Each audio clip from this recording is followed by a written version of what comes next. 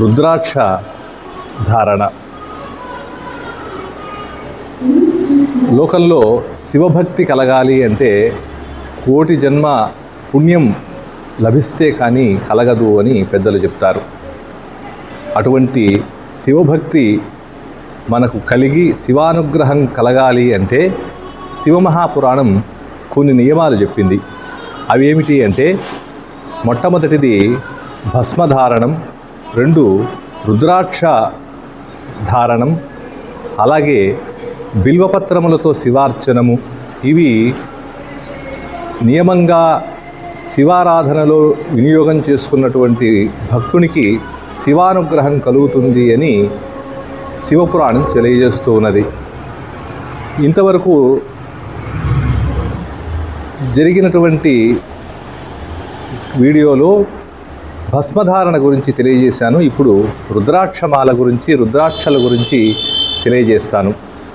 ఈ రుద్రాక్ష అనేటువంటిది అత్యంత శక్తివంతమైనటువంటిదిగా చెప్పబడుతూ ఉన్నది.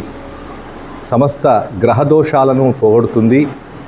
అలాగే శివస్వరూపమై మనలను రక్షిస్తూ ఉంటుంది. ఈ రుద్రాక్ష అంటే ఒకసారి పరమేశ్వరుడు తీవ్ర ధ్యాననిష్టలో ఉండగా ఆ స్వామి కన్నుల నుంచి కొన్ని బిందువులు జలజలాని కిందికి రాలనాయట. ఆ బిందువులే భూమి మీద పడి రుద్రాక్ష మొక్కలై మొలిచాయట.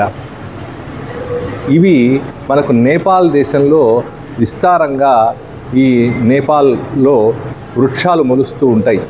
నేపాల్లో ప్రఖ్యాతమైనటువంటి పశుపతినాథ్ క్షేత్రం ఉన్నది కదా, అక్కడ కూడా విస్తారంగా ఈ రుద్రాక్ష వృక్షములు ఉంటాయి. ఈ రుద్రాక్షల్లో అనేక రకాలైనటువంటి ముఖములు కలిగినటువంటి రుద్రాక్షలు ఉన్నాయి.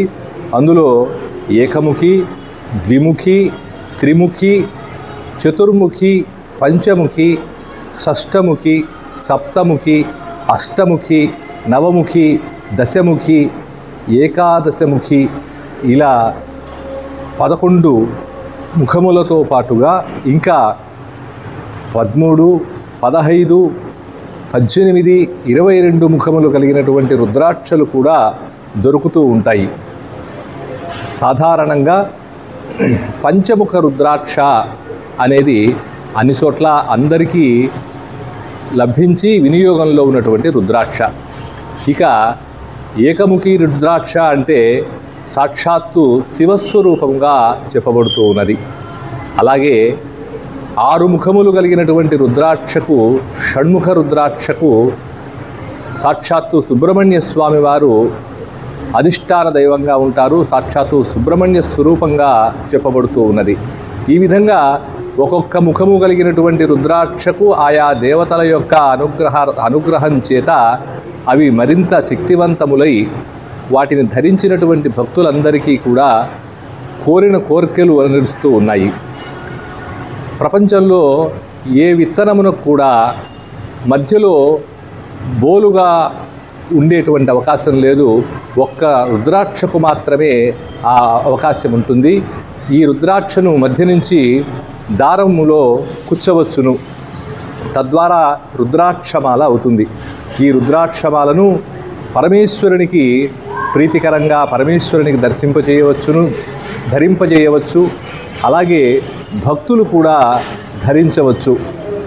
ఈ విభూతి ధారణము, అలాగే రుద్రాక్షమాల ధారణము, దీనివల్ల ఏమవుతుంది అంటే మనం చేసేటువంటి సర్వకర్మలు కూడా త్రికరణ శుద్ధిగా ఆ పరమేశ్వరునికే సమర్పితం చేసి శివానుగ్రహం పొందడము అన్నమాట. యద్యత్ కర్మ కరోమి దత్తదఖిలం శంభో తవారాధనం. ఓ శంభో, నేను చేసేటువంటి ప్రతి పని కూడా నీ ఆరాధనగానే భావన చేస్తూ ఉన్నాను స్వామి. కాబట్టి నేను చేసేటువంటి కర్మల ఫలితమంతా కూడా శివార్పణంగా భావిస్తూ ఉన్నాము అని శంకర భగవత్పాదాచార్యులు చెప్పి ఉన్నారు.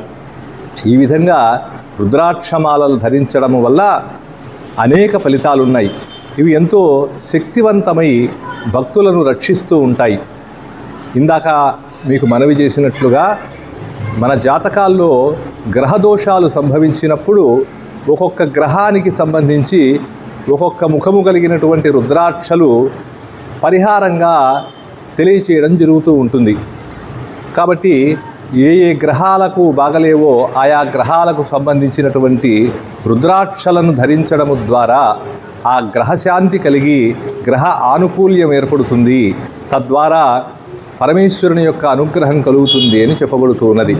ఈ రుద్రాక్షలను ప్రతి పౌర్ణిమకు లేదా అమావాస్యకు ఆవు పాలతో కడిగి శుద్ధి చేసి పరమేశ్వరుని సన్నిధిలో ఉంచి తిరిగి ధరించడం వల్ల ఇవి ఎంతో శక్తివంతమై మనల్ని కాపాడుతూ ఉంటాయి. ఈ రుద్రాక్షమాల ధరించడము పగలు మాత్రమే చేయాల్సి ఉంటుంది. రాత్రి తీసిపెట్టి మళ్ళీ ఉదయం పరమేశ్వరుని యొక్క పాదపద్మాల దగ్గర ఉంచి మళ్ళీ ధరించడం వల్ల సమస్తమైనటువంటి పాపములు తొలగి పరమేశ్వరుని యొక్క అనుగ్రహం కలగడానికి అవకాశం ఉంటుంది. ఇటువంటి రుద్రాక్షమాలను ధరించి భక్తులందరూ కూడా శివానుగ్రహాన్ని పొందెదరుగాక. ఇతి శంభో.